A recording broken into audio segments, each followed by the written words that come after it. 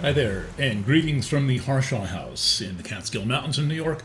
I am Eric Francis Coppolino, your friendly neighborhood astrologer, here with a bit of information first about AI and what it's doing to you, and then information about my mid-year reading, which will be a written and video reading. So first, let's talk a little bit about AI, and then we can go to the astrology. So you're by now aware of my concerns about this evolving technology, and also the fact that this is it's basically being blown into every orifice of our body and every USB port, Wi-Fi, and Bluetooth connection in existence. All of it very quickly, too quickly to adapt to in any kind of a reasonable way. And I have a diversity of concerns about this, but my errand on this planet in this lifetime is a spiritual errand. I'm not really here to talk about technology. I'm here to talk about us. I'm here to talk about you. I'm here to talk about what is happening to us and therefore to you as a result of this technology. All technology, really. I've been for the past 10 years. I've pretty much gone all the way back to the printing press. And what is happening is that now we are in this very rapid rollout of what is being called artificial intelligence. Actually, it's artificial you. The point of AI is to take over you, your thought patterns, your life, your ability to be aware, your ability to think, to reason, to feel, to manage your own affairs. It's not some abstract thing. The problem with the term artificial intelligence is that it makes it seem like it's just some kind of a concept, some kind of a new version of this, right? This didn't seem to change things very much, but I will have you know that it absolutely did change things quite a bit more than you probably ever thought of. And what's happening with this technology, this artificial you technology, is that it is completely consuming what was previously an ability to be within yourself, to think and feel and to reason, to experience your inner being, your emotions, and replacing it with not only devices, but replacing you, your capacity to think, to reason, to feel, to learn, and to grow with devices that we are being sold every day are such good learners. They're perfect learners, and they're so smart. And I read the headlines coming out of the Planet Waves AI Bureau all the time, and there's always some new prediction about how soon these things are going to exceed human intelligence. I'm wondering what human they're talking about, because I know a lot of really smart dogs that can do things and think things that no people can do. They're attentive. They're able to learn, follow instructions, accomplish goals, and so forth. And it is frightening to think that in the compromised state that we are in the weakened state that we are in, after 30 years of exposure, a long generation of exposure to this technology has tremendously weakened human capacity for what I will call interiority, for the ability to enter and be within your own inner space, your ability to use your intuition, to use your creativity. All of this has been, for many people, rapidly depleted, along with a constant narrowing of their emotional bandwidth and sensory bandwidth, and that includes the ability to trust, to care about. And we're in this world. It's like all solar plexus now. Like everything just has to be about power, money. And this is romantic. It is it's glamorous, and at the same time, what it's doing is robbing you of being yourself. And I'm trying to think of what the ways back in are, what the ways into your inner being are. And it is true that a lot of reading and writing would would help everyone. Like book reading. I don't mean Kindle reading. I mean a lot of book reading and writing would help everyone. Therapy with the right therapist would help everyone, but we've got to the point where this the same problem that's affecting the rest of us is also affecting therapists, and they are experiencing a similar narrowing of the bandwidth, a decrease in trust, and an increase in fear. And also, they're working with people who are narrower and narrower in their capacity. So let's talk a little bit about astrology. In my career, I've been in the course of my career where I have to both do astrology and explain it and promote it to people. I have been very guarded about saying that there are many sources of information, and astrology is just one possible way to get, it's not information. It's a catalyst. It is something that that shifts the direction of attention. It's a very special kind of information. Shifts the direction of attention and catalyzes awareness and growth. And as Barbara Hand Clow, my old friend and teacher, said, that astrology is one of the few ways to be able to go from the mental, from the cognitive plane into the emotional plane and have a kind of a direct access. It's very difficult when something is purely cerebral to get through what would seem to be kind of a glass floor into the emotional level. Maybe you can look through it a little bit and see like the fishes swimming around down there. But I am now of the understanding that astrology is actually the one and only thing right now that can do what we need the very most of in this culture, which is to develop a couple of important things. One is an interior awareness.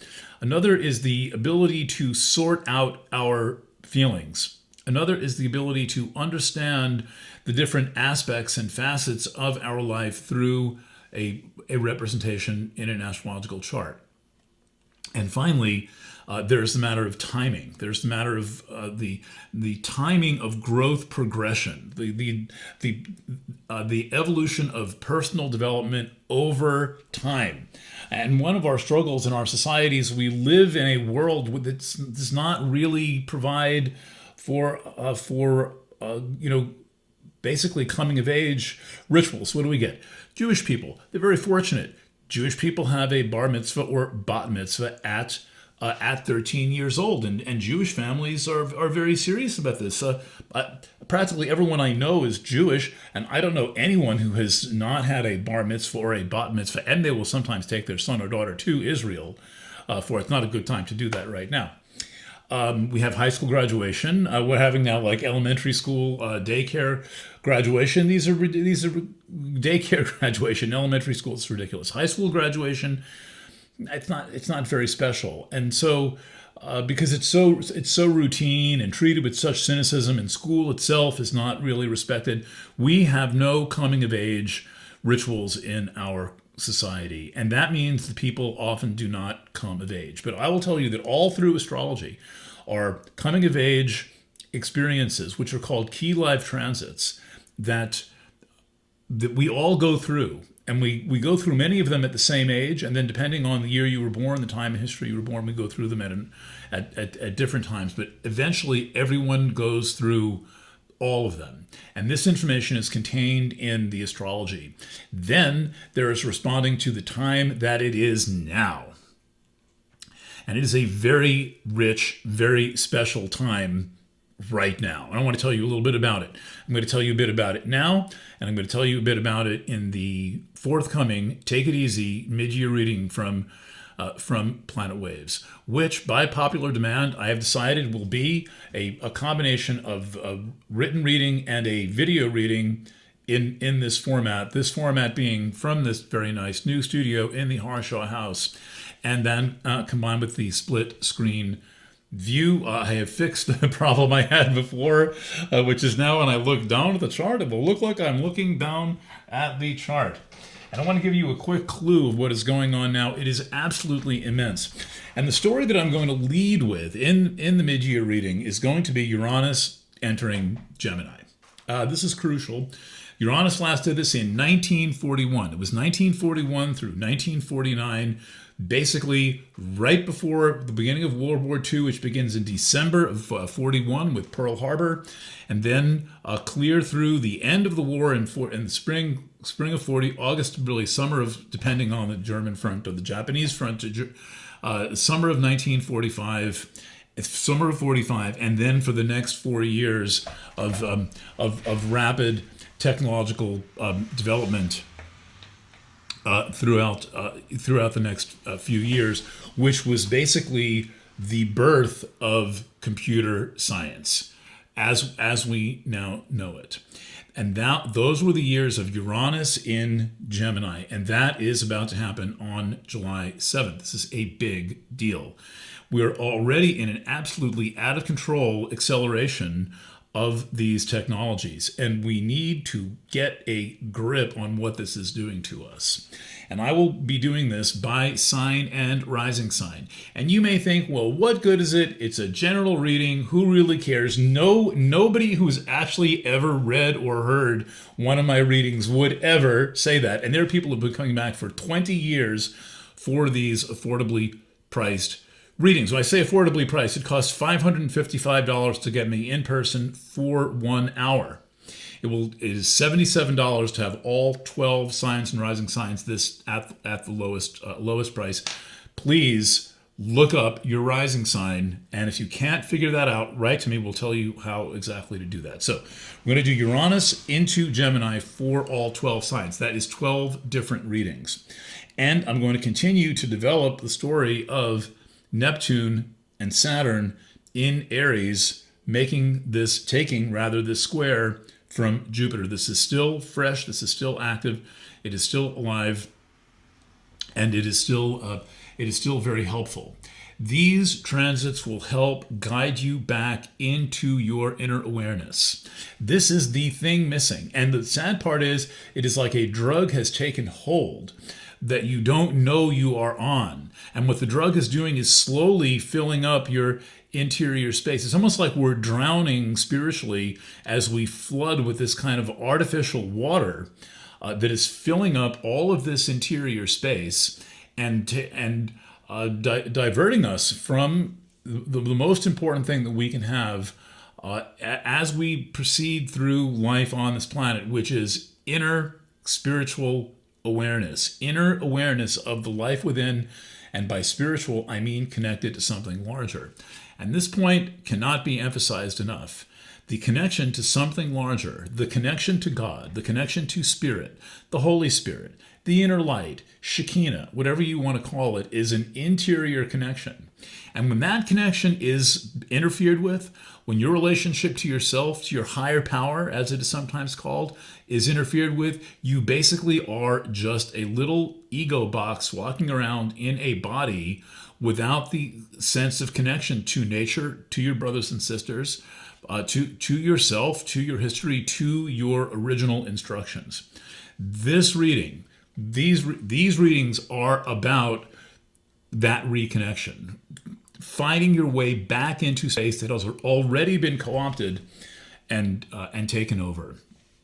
Now, in December, I came out with a set of readings called The Awakening.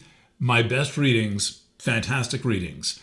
I have learned a great deal in these 6 months since those, basically 6 months to the day, since those were published. And what I've learned now is the nature of another thing that I will be covering, which is the conjunction of Uranus and Eris. I'm going to give that in a whole new context, which is a radical self-awakening. Now, the only thing worse than having your entire inner awareness snuffed out would be to be in that state where you are kind of disconnected inside, and then have there be some radical eruption of a kind of awareness that is frightening, destabilizing, and that you don't know what to do with because of the disconnection. And I will be addressing that issue as well for all of the signs and the rising signs. This is a fantastic product. The stuff that I'm doing is the only stuff of its kind that I know of on the internet. I have challenged people many times to send me product information for something vaguely like what I am doing, and no one does. The last person I think that was doing this was was Jonathan Kaner, and he was doing much more pop astrology, a little bit more surface level than I'm able to go with my diversity of sources, which include A Course in Miracles, Gestalt therapy, much fantastic astrological training, and then also my tantric practice and tantric questions. So there's no subject that I'm afraid of. And I will tell you that of all people in the world, your astrologer should be the person who tells it to you like it is. So I invite you to be my astrological client. Please take advantage of this thing. It is a thing that intersects with you, with me, and with time right now, right at this moment. And I have decided this is going to be a written reading as well as a video reading. It will not be a written reading as long as The Awakening. That's a major project. It took more than 3 months to write those, but it will be a juicy written reading that does what The Awakening did not do, which is to focus specifically on Neptune in Aries, conjunct Saturn in Aries, square Jupiter in Cancer, and then I'll be developing Chiron and Eris. This radical sense of interior awareness that is happening. Know what to do with it. Take advantage of this right now. We'll leave a link below to take you to the Astrology Boutique where you can sign up for that. Thank you for being a Planet Waves customer, Planet Waves subscriber, listener, reader, viewer, all of the above. Thank you for referring people to my work. One of the most common things I see in the comments is, more people should know about you. We're doing our best. You can help with that. Thanks again. Signing off from the Harshaw House in the Catskill Mountains of New York. Lots of love. And bye for now.